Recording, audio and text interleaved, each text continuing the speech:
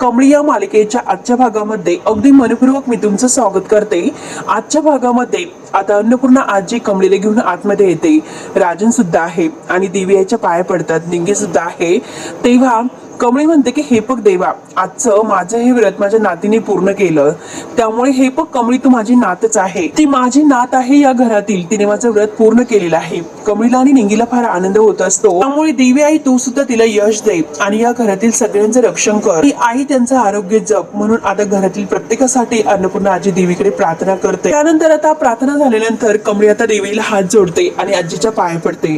आजी सुखी राहा असा आशीर्वाद देतात। त्यानंतर कमळी म्हणते की आजी आता आम्ही निघतोय। तर अन्नपूर्णा आजी म्हणते की अगं दोघी आज प्लीज इथेच थांबा। त्यावरती कमळी म्हणते की नाही आजी, आम्हाला जावं लागेल, मी थांबण्याचा हट्ट करू नका प्लीज। त्यावरती अन्नपूर्णा आजी म्हणते की ठीक आहे, मी समजू शकते, खरंच तू खूप स्वाभिमानी मुलगी आहेस कमळी, तुझा स्वाभिमान नाही दुखवणार, परंतु एक गोष्ट, तुम्ही या आजीला भेटायला येताल ना? अन्नपूर्णा आजीच्या डोळ्यात पाणी येतं। कमळी म्हणते की आजी अहो काय येणार नाही, तुम्हाला भेटल्याशिवाय आम्हाला करमणार आहे का? मधले दिवस मात्र आमचे कसे गेलेले आहेत हे तुम्हाला माहिती नसेल। तेव्हा आता अन्नपूर्णा आजी म्हणते की अगं उद्या रिझल्ट आहे, उद्यासाठी मात्र तुम्हाला दोघींनाही खूप खूप शुभेच्छा। कमळी म्हणते की हो येतो आजी। आजी म्हणते की सांभाळून जा। त्यानंतर कमळी आता हॉस्टेलवर आलेली आहे, पण तिला आबा दिसतात, आबांचा भास होतो। तेव्हा ती आबांना विचारते की आबा अहो कुठे निघालात तुम्ही, थांबा की। तर आबा म्हणतात की अगं कमळी मी वारीला निघलो, शेवटची वारी आहे। कमळी म्हणते की अहो शेवटची वारी असं का म्हणतात, खरं आता मी निघतोय। तेव्हा कमळी म्हणत असते की नको आबा, ही शेवटची वारी नकोय, नको आबा नको। तेव्हा आता आबा म्हणतात की वेडी आहेस की खोडी आहेस, वारी अशी चुकून चालायची नसते। तेव्हा आता कमळीच्या डोळ्यात पाणी येते। कमळी म्हणते की आबा तुम्ही असं का बोलतात, आबा थांबा ना प्लीज, आबा आबा करत असते। हे तर मात्र कमळीला पडलेलं एक स्वप्न असतं। जेव्हा ती आबा थांबा थांबा म्हणते आणि त्याच वेळेस जोरात ओरडून स्वप्नातून जागी होते आणि खूप घाबरलेली असते। तर निंगी आता उठते आणि म्हणते की कमळी काय झालं, अगं काय वेडवाकडे स्वप्न पडलं की काय? तेव्हा कमळी म्हणते की हो मला स्वप्न पडले आणि मला आबांची काळजी वाटते, काही झालं तरी मला आबांना थांबवायचं आहे, ते कुठेतरी वारीला निघालेले आहेत। तेव्हा आता निंगी म्हणते की कमळी शांत हो, अगं तुला स्वप्न पडलं होतं, आबांना भेटायचं आहे ना तुला। त्यानंतर इकडे रागिनी आता पार्वतीकडे किचन मध्ये येते। तिला रागिनीच म्हणते की काय ग पार्वती, काय सुरू आहे तुझं? पार्वती म्हणते की मॅडम साठी दूध वगैरे करते।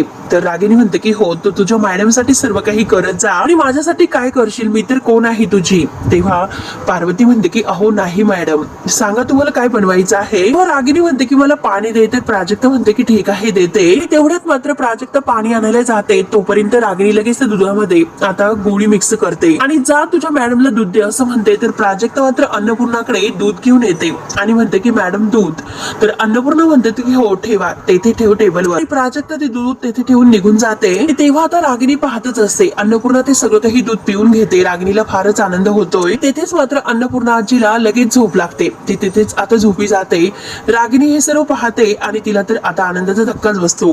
त्यानंतर इकडे अनिका मात्र रूम मध्ये काहीतरी डान्स वगैरे सुरू असतो। रागिनी तेथे येते। रागिनी म्हणते की अगं अनिका, अनिका थांब, जोरात ओरडते। तेव्हा आता अनिका म्हणते की काय झालं मॉम? रागिनी म्हणते की अगं थांब जरा, मला चक्कर येत आहे। तेव्हा अनिका म्हणते की कसली चक्कर वगैरे, आणि तुला माहिती आहे का आज मात्र मी टॉपर येणार आहे। रागिनी म्हणते की तू नाही येऊ शकत। अनिका म्हणते की हे पग कमळी मात्र फेल होणार आहेत म्हणून सेलिब्रेट करत आहे। बाय द वे आपली ग्रॅनेची कुठे आहे, ती कुठे गायब झालेली आहे? रागिनी म्हणते की अगं ती एका महत्वाच्या कामासाठी बाहेर गेली। ओके, आज जर ती असती तर ती खूप खुश झाली असती। त्यानंतर मात्र कमळीला इकडे जे स्वप्न पडलेलं आहे त्यामुळे तिचा चेहरा पूर्णपणे पडलेला असतो। तिला आबांची काळजी वाटते आणि आठवण येते। निंगी म्हणते की कमळी काय झालं, तुला सुद्धा निकालचं टेन्शन आलेलं आहे का? कमळी म्हणते की अगं ते नाही, मला आबांची काळजी वाटते, सारखी आठवण येते। निंगी म्हणते की अगं हे बघ मला तर निकालाचं खूप टेन्शन आलेलं आहे, मी पास होते किंवा नापास होते काहीच कळत नाही। आता कमळी म्हणते की हे बघ आपण दोघेही चांगल्या मार्काने पास होणार आहोत, तू काळजी करू नकोस, चल आता। म्हणून त्या दोघी आता हॉस्टेलवर यायला ते कॉलेजला यायला निघतात। त्यानंतर इकडे ही कामिनी आता आजोबांना घेऊन रोडला आलेली आहे त्यांच्या व्हीलचेअरवर, आणि आता मात्र त्यांचा मोठा अपघात तिला तिथे करायचा आहे, यासाठी तिचा हा डाव असतो आणि बाबांच्या गाडीला मात्र धक्का देते आणि तोच आता समोरून एक टेम्पो धावतच येतो। धावत्या वेगाने तो बाबांच्या व्हीलचेअरला धक्का देतो आणि तसेच मात्र ती व्हीलचेअर आकाशात उडून बाजूला पडते। बाबा खाली पडतात, डोक्यांना जबर मार लागलेला असतो, नाकातोंडातून रक्त वाहत आहे आणि तसेच रोडवर बेशुद्ध पडलेले आहेत। कामिनीला मात्र आता हे सर्व काही बघून खूप आनंद होतो. आणि त्यानंतर मात्र अन्नपूर्णा आजी मात्र आता घरातील नोकरांना विचारते की काय झालं, हे कुठे गेलेत, सुहास दादा यांना कुठे अंगणात घेऊन गेलेले आहेत का. तेव्हा आता ती नोकर म्हणते की ठीक आहे मी बघून येते. अन्नपूर्णा आजी म्हणते की हो हो लवकर बघून या आणि आतमध्ये यायला सांग. त्यानंतर अन्नपूर्णा आजी विचारते की सकाळी तुम्ही आता साहेबांना ब्रेकफास्ट दिला का पार्वतीबाई. तर पार्वती म्हणते की नाही, अहो सकाळपासून तर ते मला दिसलेच नाहीत. तेव्हा लगेच अन्नपूर्णा आजीला धक्काच बसतो. अन्नपूर्णा आजी म्हणते की काय बोलतेस, एवढ्या लवकर मात्र त्यांना सुहास दादा कुठे घेऊन गेलेत. आणि तेवढ्यात राजन तयारून बाहेर येतो आणि विचारतो की काय झालं आई, कसली गडबड सुरू आहे. अन्नपूर्णा म्हणते की अगं अरे बाबा सकाळपासून दिसत नाही, कुठे गेलेत. राजन म्हणतो की दिसत नाही म्हणजे आई काळजी करू नको, असतील ते इथे कुठेतरी. तेव्हा बाहेर जी नोकर शोधायला गेली असते ती येते आणि म्हणते की बाहेर सुद्धा ते नाहीत. हे ऐकल्यानंतर आता अन्नपूर्णा आजीला आणखीन टेन्शन येते. तेव्हा राजन म्हणतो की मी नोकर इकडे तिकडे सगळ्यांना विचारतोय आणि त्यांना शोधतोय. तेव्हा अन्नपूर्णा म्हणते की कुठे घेऊन गेले असतील आणि गोपाळ दादा जा बरं बंगल्याच्या मागच्या बाजूला बघा कुठे अंगणामध्ये आहेत का. त्यानंतर राजन मात्र बाहेर शोधून येतो आणि म्हणतो की आई अगं वॉचमनने तर त्यांना बाहेर कुठेही पाहिलेलं नाही आणि बाहेर कुठेच नाही, मी आता गार्डन मध्ये सुद्धा पाहिलं. आणि तेवढ्यात पार्वती बाकी सगळं काही नोकर स्टाफ धावतच येतो आणि अन्नपूर्णाला म्हणतो की मॅडम आम्ही सगळीकडे शोधलो परंतु त्यांचा कुठेही तपास नाही आणि घराच्या मागच्या साईडला सुद्धा नाही. तेव्हा अन्नपूर्णाला टेन्शन येतं की नक्की बाबा कुठे गेले असतील. त्यानंतर आता इकडे कॉलेजमध्ये तर अनिकाचा वेगळाच काहीतरी ड्रामा असतो. गादा मस्तपैकी ती बँड घेऊन आलेली आहे आणि आज निकाल आहे. तिला असं वाटतं की टॉप मी होणार आहे म्हणून अख्ख्या तिने ह्या कॉलेजमध्ये बँड लावलेला आहे आणि मनात मात्र ती कमळीकडे बघत म्हणत असते की हिला तर असं वाटत असेल की आता पहिली मी येणार आहे, म्हणजे इतका ऍटिट्यूड दाखवते. आज मात्र मी हिला तोंडावर पाडणार. त्यानंतर कमळी आणि निंगी पुढे येतात तर आता त्यांचे सगळे काही मित्रमैत्रिणी एकत्र उभे आहेत आणि तेवढ्यात तिथे ऋषी येतो. ऋषीला बघून मात्र आता कमळी म्हणते की सर तुम्ही इथे. तर ऋषी मात्र तिला आता कॉंग्रॅच्युलेशन म्हणतोय, हे फक्त तुझा रिझल्ट आहे म्हणून तुला विश करायला आलो. तर कमळी म्हणते की अहो तर काहीतरी प्रॉब्लेम झालेला आहे आणि तुम्हाला माहिती आहे की काय प्रॉब्लेम झाला. त्यावरती ऋषी म्हणतो की हो सर्व्हर डाऊन आहे. त्यानंतर अन्नपूर्णा आजी आता तुळजा म्हणजे आपल्या घरातील देवीजवळ येते आणि म्हणते की आई तुळजाई तू मात्र सुखरूप यांना घरी घेऊन ये. आणि अन्नपूर्णा म्हणते की आई आज मात्र माझ्या हाकेला धावू नये, यांना सुरक्षित ठेव जेथे असेल तेथे. आणि तेवढ्यात तिच्या हातातील जो पंचपाळा आहे तो मात्र तिथे दिव्यात पडतो. तर आता अन्नपूर्णा आजी आणखीनच घाबरते आणि दिव्याला विचारते की हा कसला संकेत आहे. त्यानंतर आता इकडे कॉलेजवर गर्दी झालेली आहे सगळ्या विद्यार्थ्यांची. सगळेजण विचारतात की सांगा सर रिझल्ट केव्हा लागणार आहे, नेमकं झालेलं काय आहे. आणि तेवढ्यात नयनतारा आणि आता जे प्राध्यापक आहे तर ते बाहेर येतात आणि सगळ्यांना शांत राहायला सांगतात. आणि हे बघा काल जे प्रकरण घडलेलं आहे त्यामुळे मात्र आपला येथील जो रिझल्ट आहे तर तो डायरेक्ट लागणार आहे. तर तेवढ्याच शिक्षण मंत्र्याची गाडी येते. तर आता प्राध्यापक सर म्हणतात की हो चला शिक्षण मंत्र्याची गाडी आलेली आहे. तेवढ्याच शिक्षण मंत्री यांचं आगमन होतं आणि शिक्षण मंत्री आतमध्ये आल्यानंतर त्यांचं छान असं वेलकम होऊन त्यांना आतमध्ये आणलं जातं. ते विद्यार्थी टाळ्या वाजवतात आणि शिक्षण मंत्री हे स्टेजवर येतात. तेव्हा आता शिक्षण मंत्री म्हणतात की हे बघा आज मात्र मी येथे गेस्ट म्हणून नाही तर आता एक वेगळ्या कारणाने आलेला आहोत. तुमचा निकाल मात्र आता जो काही ऑनलाईन लागलेला नाही त्यामागे एक आता वेगळं कारण आहे.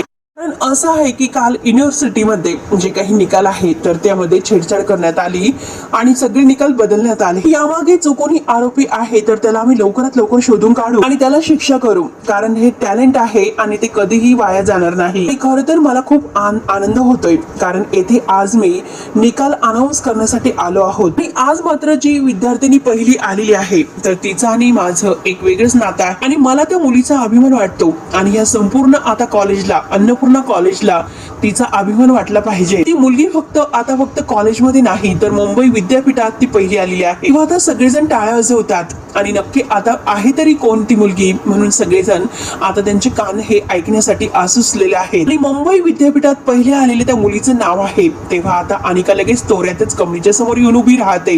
अनिकाला असं वाटतं की आता तीच पहिली आलेली आहे. अनिका लगेच आता ढोल ताशावाल्यांना ढोल ताशे वाजवायला सांगते. आता मात्र सगळीकडे ढोल ताशे वाजायला सुरुवात होते. तेव्हा आता जे शिक्षण मंत्री आहे तर ते कमळी सरोज मोहिते हिचं नाव घेतात. आता कमळीचं नाव घेतल्या क्षणी मात्र अनिकाचा चेहरा तर खूपच दिवस बघण्यासारखा होतोय मित्रांनो. इतकी तयारी करून आलेली असते ढोल ताशांच्या गजरावर, परंतु आपल्या कमळीला इतका आनंद होतो. देवाला हात जोडते, डोळ्यातून आनंद अश्रू येतात.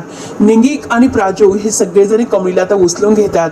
ऋषीला सुद्धा फार आनंद झालेला आहे. निंगी, प्राजू आणि ह्या सगळेजणी मैत्रिणी उचलून कमळीला स्टेजवर घेऊन येतात. कमळी स्टेजवर घेऊन शिक्षण मंत्र्याजवळ आणि नयनतारा मॅडम जवळ उभी राहते. सगळेजण टाळ्या वाजून तिचं कौतुक करतात आणि ऋषी तर अगदी खुश होत टाळ्या वाजवतो. तेव्हा आता शिक्षण मंत्र्याच्या हस्ते मात्र आता कमळीचा सत्कार होतो. सगळेजण मात्र कमळी कमळी म्हणून आता डान्स करत आहेत. सगळेजण टाळ्या वाजवतात. अनिकाच्या भोवती मात्र तर बंड्या आणि सगळे काही आता कॉलेज मित्र अगदी डान्स करत आहे.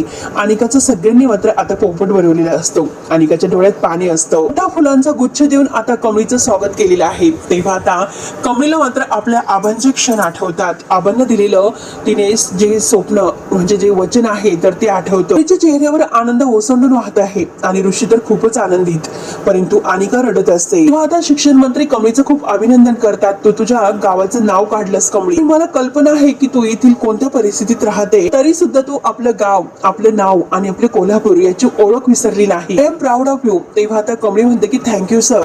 जण कमळीसाठी टाळ्या वाजवतात तर कमळी आता स्पीच बोलायला सुरुवात करते की मित्रांनो, तेव्हा केव्हा आता हे पेपर फुटले जातात किंवा निकालात अशी गडबड होते तेव्हा मात्र विद्यार्थ्यांचा विश्वास उडू शकतो. त्याचं कारण म्हणजे आपण शिक्षकांना गुरु मानतो, तेव्हा मात्र या सगळ्यामध्ये फ्रॉड केला जातो. तेव्हा गुरु शिष्य या सगळ्यामध्ये मात्र आता बदनामी होते. आमच्यासारखे मात्र खेड्यापाड्यातून आता खूप काही विद्यार्थी मात्र इकडे शिक्षणासाठी येतात. स्पर्धा परीक्षा देण्यासाठी इथे मुंबई पुण्यात येतात आणि अनेक गावातून ते आलेले आहेत. एका विश्वासावर येतात, रात्रंदिवस मेहनत करतात, कष्ट करतात, अभ्यास करतात. एवढं सगळं करून शेवटी जेव्हा पेपर फुटला जातो त्यावेळेस मात्र त्यांच्या मनाला किती दुःख वाटत असेल याचा आपण केव्हाही विचारच करू शकत नाही. इथे येणारा प्रत्येक जण काहीतरी स्वप्न घेऊन येत असतो आणि हे बघा सर, तुमच्यासारखा शिक्षण मंत्री असताना त्यामुळे मात्र आम्हाला कोणतीही चिंता नाही आणि आम्हाला चांगलं माहिती आहे की आमचे सिस्टम मात्र एकदम सुरक्षित हातामध्ये आहे. आता सगळेजण टाळ्या वाजवतात आणि कमळी आता पुढे म्हणते की परीक्षा माझी आता पहिली पायरी होती आणि तुमच्या सोबत मात्र मी आता ही पहिली पायरी मात्र यशस्वीरित्या पार पाडली. इथून पुढे सुद्धा मी खूप मेहनत करेन, अभ्यास करेन, खूप कष्ट करेल, शेवटी माझं स्वप्न पूर्ण करेल आणि धन्यवाद असं म्हणून आता सगळेजण तिच्यासाठी टाळ्या वाजवतात. नंतर आता शिक्षण मंत्री निघून गेलेले आहेत पण प्राध्यापक पुढे येतात आणि म्हणतात की वा कमळी बा,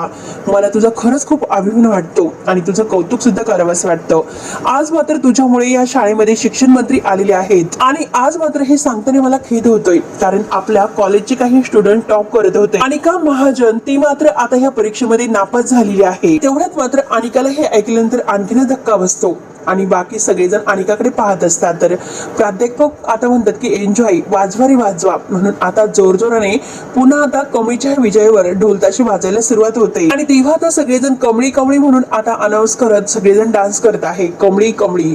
परंतु कमळीच्या डोळ्यात पाणी येतं, आनंद अश्रू येतात. ऋषी विचारतो की काय झालं कमळी, तू का रडतेस? आणि हे फक्त कमळी अगोदर फक्त कॉलेजमध्ये नाही तर अख्ख्या युनिव्हर्सिटीमध्ये टॉप केलेला आहे. आता सगळ्यांना आणखीनच आनंद होतो, सगळेजण टाळ्या वाजवतात. मित्रांनो, आज मात्र अनिकाचा चेहरा तुम्हाला बघण्यासारखा झालेला आहे. कमळीच्या डोळ्यात पाणी असतं. कमळी आता म्हणते की हे बघा सर, अहो मी रडत नाही, आनंद अश्रू आहेत, हे माझं यश आहे तर ते फक्त आणि फक्त माझ्या आबामुळे शक्य झालेलं आहे. हे बघा सर, मी उद्या आता पहिल्यांदा आता गाडी पकडतो, आबांकडे जातो आणि आबांना हे सर्व दाखवतो. मात्र आता अनिका म्हणते की मी फेल कसं होऊ शकते, नक्की काहीतरी गडबड आहे. मॉमला म्हणले होते की आपण तिचा रिझल्ट फाडून फेकून देऊ, पण नाही, मॉमने माझं नाही ऐकलं. ती ग्रॅनियाची सुद्धा आता कुठे गेली असेल. मी परत विचार करते की एक सेकंड, नक्की त्या प्रिन्सिपलने काही घोळ तर घातला नसेल ना आणि आताच्या आता मी बोलून येते असं बोलून अनिका लगेच जायला निघते. तेवढ्यात तिच्या समोर ऋषी आणि बंडा येतोय आणि तेवढ्यात अनिका म्हणते की अरे ऋष, अरे हा रिझल्ट खोटा आहे. ऋषी म्हणतो की हो का, अच्छा, खरा रिझल्ट काय होता असं विचारतो. तुझ्या मॉमने तो रिझल्ट बदलला, तो खरा होता का? तुम्ही मात्र आता हो रिझल्ट बदलण्यासाठी पैसे देण्यात कबूल केले होते, पैसे दिले होते, हे माझ्या लक्षात आलं नसेल. तेव्हा आता अनिका म्हणते की नाही ऋषी, हे खोटं आहे. तेव्हा ऋषी म्हणतो की भास्कर, तू आता खोटं बोलत आहे, तू हे सर्व करणार हे माहिती होतं म्हणून बंडाला आम्ही तुझ्या मागावर पाठवलेलं होतं. तर तेथे जाऊन काय काय केलेलं आहे सगळं काही बंड्याने बघितलेलं आहे. बंड्या आणि ऋषी यांनी मिळून आता कसं ओळखलं आणि कसं सगळं काही सेट केलं हे आता ते सांगत असतात. ऋषी बंड्याला भेटतो आणि म्हणतो की हे फक्त अनिका आणि तिची मॉम काहीतरी करेल हे आपल्याला नक्की माहिती आहे, त्यामुळे आता आपल्याला त्यांच्यावर बारीक नजर ठेवावी लागेल. मग बंड्या विचारतो की काय करावं लागेल, तर ऋषी त्याला समजावतो की हे बघ, आता हे जे काही रिझल्ट आहे तर काही युनिव्हर्सिटीच्या डिपार्टमेंटला असेल, बायका तर इतक्या खालच्या थराच्या आहे की तेथे जाऊन सुद्धा काहीतरी गडबड करतील, त्याला सुद्धा मागे पुढे नाही बघणार त्या. त्यामुळे तू एक काम कर, तू अनिकाच्या मागे राहा आणि जरही तुला काही डाऊट आला तर लगेच मला फोन कर. सगळं काही रेकॉर्डिंग करून तू मला पाठवून दे. बंड्या म्हणतो की ठीक आहे बघतोय. म्हणून मात्र आता रागिनी आणि अनिका त्या युनिव्हर्सिटीच्या डिपार्टमेंटला आलेले असतात, एक्झाम डिपार्टमेंटला. आणि तिथे येऊन मात्र त्या आता त्या सरांना धमकावतात की आता आम्हाला रिझल्ट बघायचा आहे. तेव्हा तो माणूस विचारतो की कशाला, तर अनिका भटकते. अनिका म्हणते की हे बघा दाखवा, आम्हाला खायचे नाही ते. रागिनी लगेच आता म्हणते की अनिका तू एक काम कर, तुझा आणि कमळीचा पेपर बघ. त्या दोघींचं तिथेच भांडण सुरू होतं. तर रागिनी वैतागून म्हणते की अरे बाबा रिझल्ट दाखव. तेव्हा मात्र आता रागिनी अनिकावर खूपच ओरडते. ओ माय गॉड, अनिका तुला कळतं का, 0 मार्क आहे तुला, 0 म्हणजे तू नापास झाली. अनिका म्हणते की तू इथे माझ्यावर ओरडायला आलेली आहेस का, आपण इथे रिझल्ट चेंज करायला आलो, त्यामुळे तू गप्प राहा. कमळीचा रिझल्ट पाहायला घेतात. तर अनिका म्हणते की आई शपथ, तिला तर इतका त्रास दिला तरी सुद्धा ही पहिली आली. रागिनी म्हणते की ती कॉलेजमध्ये सुद्धा टॉप आलेली आहे, कळलं तुला. तेव्हा बंड्या मात्र बाहेरून खिडकीतून यांचं सगळं काही बोलणं रेकॉर्ड करून घेतोय. अनिका म्हणते की आता डिस्ट्रॉय करते, परंतु रागिनी तिच्यावर ओरडते की गप्प राहा. तेव्हा सरांना म्हणते की हे बघ तू मात्र आता मी तुला समजावते, धमकावते. कमळीला आता नापास करायचं आणि माझ्या मुलीला टॉप करायचं, पास करायचं. त्यानंतर मात्र त्यांनी त्या सरांना धमकावलेलं असतं. बंड्या हे सगळं काही ऋषीला फोन करून सांगतोय. त्यावरती ऋषी म्हणतो की डोंट वरी, मी बघतो काय करायचं आहे ते, तुझं काम उत्तम केलं. हे सगळं काही मात्र ऋषी आता अनिकाला सांगतो आणि या सगळ्यासाठी तुम्हाला जेलमध्ये टाकलं पाहिजे असं म्हणतो. परंतु मला जेव्हा वेळ मिळेल ना तेव्हा मी अन्नपूर्णा आजींशी या विषयावर बोलणार आहे. तेव्हा आता अनिकाला आणखीन राग येतो. त्यानंतर कमळी आणि निंगी खूप खुश आहे आणि त्या कॉलेजवरून येत असतात. हे बघ कमळी, अगं तू बाजी मारली, शिक्षण मंत्र्यांच्या हस्ते मात्र तुझा सत्कार झालेला आहे. निंगी म्हणते की अगं तुला तर टक्के किती मिळालेले आहे तेच बघितलं नाही, तू तर विद्यापीठात पहिली आली, मग टक्केवारी किती आहे. ते दोघेही परत आता टक्केवारी पाहायला येतात. ऋषी म्हणतो की तुझी आई, तुझी आजी हे सगळेजण फ्रॉड आहात आणि तू सुद्धा फ्रॉड आहे, तुम्हाला फक्त एवढंच करता येतं, बाकी काही जमत नसतं. त्यानंतर जेव्हा मात्र आता इकडे निंगी आणि कमळी रिझल्ट पाहतात, मार्क्स किती मिळालेले आहे, तर कमळीला मात्र 96% आणि वर काही पॉइंट मिळालेले आहेत. ऐकून आता निंगी डोक्याला हात लावते आणि आयो आयो करत असते. जोरजोराने ओरडून मात्र ती आता सगळे विद्यार्थ्यांना सांगितले की ऐकलत का, 96.4%. कमळीला आता निंगीला इतका आनंद होत आहे, कमळीच्या हाताला धरते आणि गोल गोल गिरक्या घेत म्हणते खरंच तू मोहितांचं नाव कमवलेलं आहे, 96.4%. नंतर ऋषी मात्र अनिकाला म्हणतो की आज पुन्हा एकदा सिद्ध झालेला आहे, विजय फक्त सत्याचा होतो, मी जिंकली आणि तू हारलीस. आणि ऋषीने मात्र आता अनिकाला बरोबर उत्तर दिलेलं असतं. हुशार विद्यार्थ्यांचा नेहमी सत्कार होतच असतो. अनिका आता थोंड पाडून उभी आहे, काही न शब्द बोलतात, ती फक्त ऋषीचं बोलणं ऐकत असते आणि शेवटी ती फेल झालेली आहे. विजय हा सत्याचा झालेला आहे. तर मित्रांनो हा भाग येथे संपतो. पुढे नक्की काय होणार आहे हे बघायला विसरू नका. तोपर्यंत धन्यवाद.